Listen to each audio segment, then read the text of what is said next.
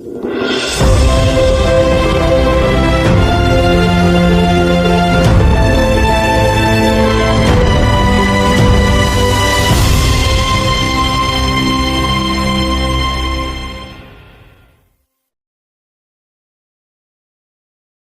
Swastiastu. Om Swastiastu. Assalamualaikum warahmatullahi wabarakatuh. Salam, Namo Buddhaya, salam kebajikan bagi kita semua. Selamat datang di GBM Talk, sebuah ruang diskusi santai yang menghadirkan para tokoh inspiratif untuk berbagi cerita, pengalaman, dan gagasan yang menarik. Bersama saya, Igede Jayadharma, kita akan berbincang bersama tokoh inspiratif. Di episode kali ini, kita akan berbincang santai bersama seorang yang sangat luar biasa. Beliau merupakan seorang pendidik sekaligus pemimpin yang memiliki dedikasi tinggi dalam memperjuangkan kesetaraan dan keadilan gender di lingkungan akademik. Beliau adalah Ibu Komang Wiasti, selaku Ketua Pusat Gender di Institut Agama Hindu Negeri Gede Jakarta. Ibu, bisa disapa pemirsa? Terima kasih Dejaya. Om Swastiastu, Om Awiganam Pastu Namo Sidam. Selamat pagi dan salam sejahtera untuk kita semua.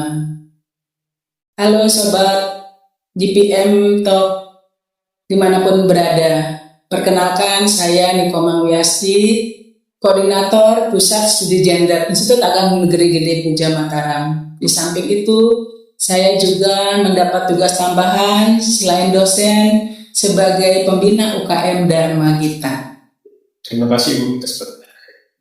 Ibu, apa yang menjadi motivasi Ibu sehingga bisa menjadi Ketua Pusat Gender di Institut Agama Negeri Gede Puja Mataram? Baik, terima kasih. Bagus sekali pertanyaannya. Di awal saya dilantik tanggal 20 Juni tahun 2025. Nah, kemudian pada saat itu saya ingin mengabdikan diri kepada lembaga, institusi agar bisa berkontribusi kepada lembaga untuk menyumbangkan ide-ide, gagasan, pemikiran. Nah, pada intinya sesungguhnya saya ingin belajar, jadi menambah wawasan. Nah, kedepannya saya berharap bagaimana pusat studi gender ini bisa ada kemajuan di Institut Agama Hindu Negeri Gede Puja Mataram. Terlebih-lebih saat ini para pejabat dan pimpinan ingin mempersiapkan lembaga kita untuk menjadi universitas. Sangat menginspirasi. Ternyata di balik jabatan tersebut ada motivasi dan semangat yang sangat luar biasa. Nah, selama menjabat Bu, adakah momen atau kegiatan yang sangat berkesan buat Ibu? Jadi ini pertanyaan yang kedua ya, Jaya ya. Saya di Pusat Studi Gender itu ada 2 program. Jadi 2 program itu adalah, pertama saya membentuk tim Satgas Pencegahan dan Penanganan Kekerasan Seksual. Kemudian yang kedua adalah tim pelaksana pendukung Pusat Studi Gender. Nah, di situ ada bidang-bidang. Yang pertama adalah bidang pengarus utamaan gender. Pengarus utamaan gender ini akan memiliki program, itu akan berbicara tentang bagaimana memperjuangkan itu peran dan tugas daripada gender itu sendiri, yakni ayah, ibu, dan anak itu memiliki tugas dan peran yang sama, seimbang. Kemudian yang kedua ada bidang kesehatan dan sosial. Nah, itu akan ada program-program seperti kemarin kami mengadakan kegiatan pap smear secara gratis. Kemudian yang ketiga itu adalah bidang pendidikan, seni, budaya, dan agama. Wah, ternyata banyak sekali kegiatan yang dilakukan oleh Pusat Gender. Ya, Sengkare. Nah Bu, kalau kita bicara tentang kesetaraan gender, banyak yang berpikir bahwa itu merupakan hal yang besar, Bu. Padahal bisa kita mulai dengan langkah-langkah kecil. Nah, menurut Ibu, langkah sederhana apa yang bisa kita lakukan di lingkungan kampus agar lebih adil dan inklusif untuk kita semua? Baik, terima kasih Dejaya. Nah, terkait dengan langkah-langkah saya selaku koordinator pusat studi gender, yang pertama adalah saya menganalisis tentang mengadakan pemetaan jumlah seluruh sivitas akademika itu dari mahasiswa. Yang pertama per prodi itu saya mendata berapa sih jumlah antara laki-laki dan perempuannya. Mahasiswa per prodi, kemudian ada pejabat, kemudian pegawai, dosen, ya. Nah, intinya pada seluruh aktivitas sivitas akademika ini saya data semuanya jumlahnya.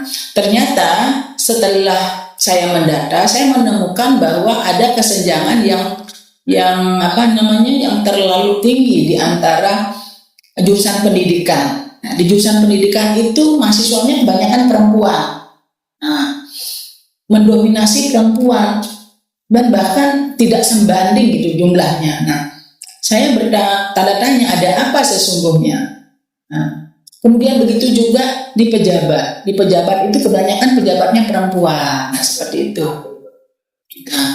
Nah, upaya apa yang saya lakukan ke depannya? Tentu kita perlu kajian-kajian sesungguhnya agar kita mendapatkan jawaban-jawaban dan analisa yang logis dan ilmiah tentunya, ya. Nah, ada kajian-kajian nantinya di LPPM, mungkin apakah terkait dengan penelitian atau pengabdian masyarakat, gitu ya.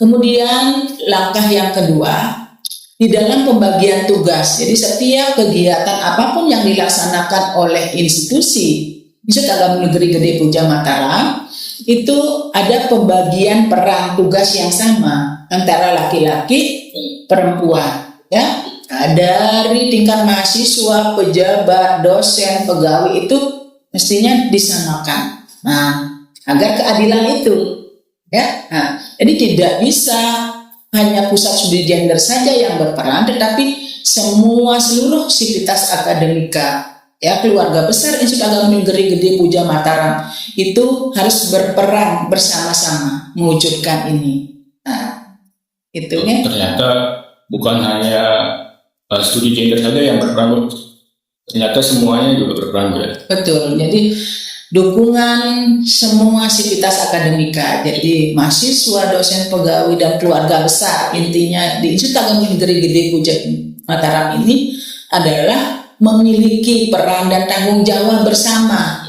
Jadi untuk menciptakan keadilan, objektivitas, ya. Jadi kebersamaan, karena intinya adalah kemajuan itu didukung oleh kebersamaan. Jadi semangat kerja sama itu yang paling penting di dalam memajukan sebuah institusi. Luar biasa sekali, Bu. Nah, Bu, setiap ada perjuangan pasti juga ada tantangan. Menurut Ibu, tantangan terbesar dalam merubah pola pikir masyarakat tentang kesetaraan gender, khususnya di lingkungan kampus? Ya, jadi Dejaya dan Sobat GPM Talk yang saya hormati, ya. Jadi pusat studi gender ini bukan baru pertama kali dan sudah dibentuk ketika sudah telah menjadi sekolah tinggi, ya. Nah, itu. Jadi mungkin program-programnya saat ini berproses semuanya. Jadi mewujudkan program-program yang sudah kita bentuk tidak semudah membalikkan telapak tangan, ya, tetapi kita perlu upaya strategi, metode-metode, ya. Jadi situasi dan kondisi itu perlu dibaca karena kita ini adalah lembaga institusi, jadi pendidikan itu para akademisi semuanya. Nah, jangan sampai kita memberikan sebuah program itu sifatnya menggurui, kemudian membuat orang itu tersinggung, ya. Nah, jadi kita baca dulu situasi, baru kita berproses, kita maju pelan-pelan gitu. Nah, tentunya ini memerlukan sebuah sinergi. Jadi sinergi ini adalah selain dari sivitas, juga dari masyarakat, ya. Jadi peran serta masyarakat di dalam memajukan program studi gender ini tentu juga sangat kami harapkan. Nah, program-program ini mungkin masuk pertama adalah kami mengadakan sosialisasi ya pada saat penerimaan mahasiswa baru. Nah, setelah itu nanti kami akan memberikan ruang kepada seluruh mahasiswa mungkin untuk sharing bersama di dalam kegiatan seminar-seminar, lomba-lomba ya. Nah, atau kegiatan-kegiatan lainnya, apakah itu kegiatan UMKM. Nah, sebentar lagi ini kan ada kegiatan metatah masal ya. Itu gratis, hanya memerlukan biaya 90.000. 90.000 itu adalah untuk punil kepada pemuput ya.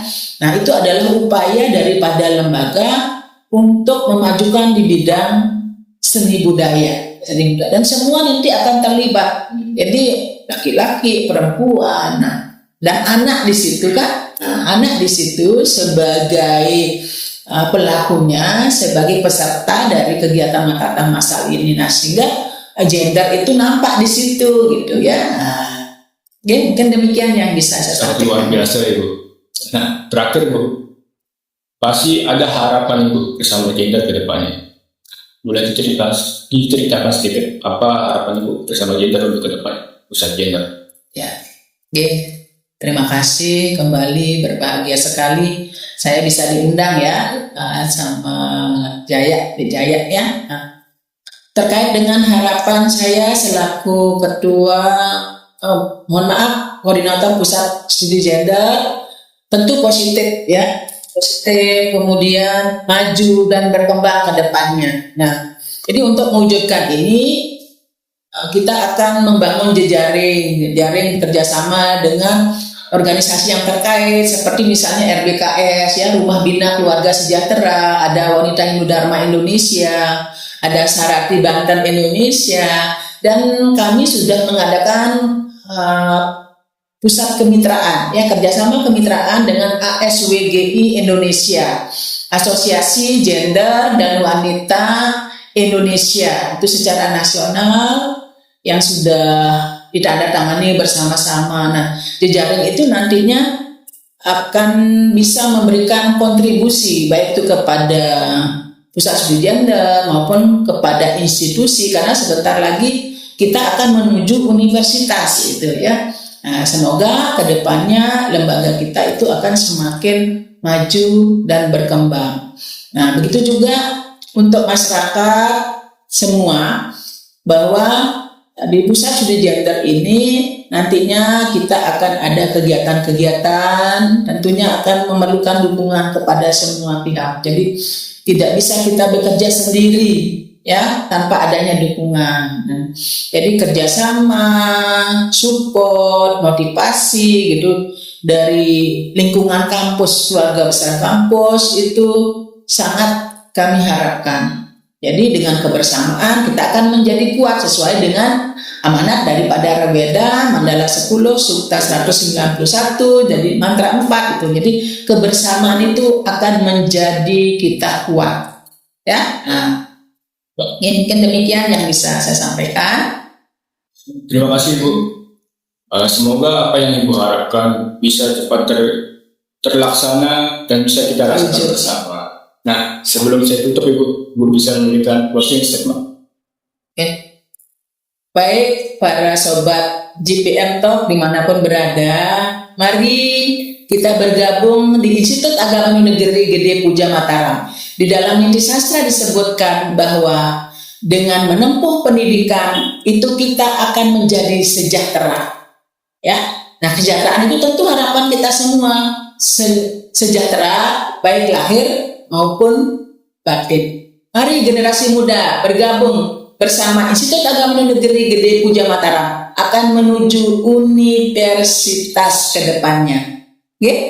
Terima kasih banyak Ibu atas waktunya dan inspirasinya pada hari ini. Semoga apa yang kita bicarakan pada hari ini bisa bermanfaat untuk semuanya.